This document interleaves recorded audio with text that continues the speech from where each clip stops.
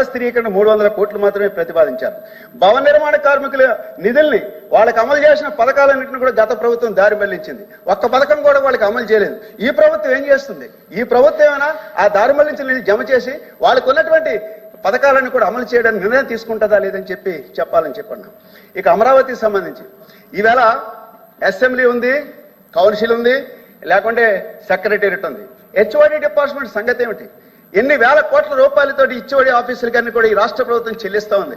దీనికి ఎప్పట్లాగా సొంత భవనాలు చేకూరుతాయి. అమరావతి సరే, హెచ్ఓడి సంగతి కూడా ఏమిటి ఎప్పట్లాగా? అది కూడా స్పష్టత లేనటువంటి పరిస్థితి ఉందని చెప్పదలిచింది.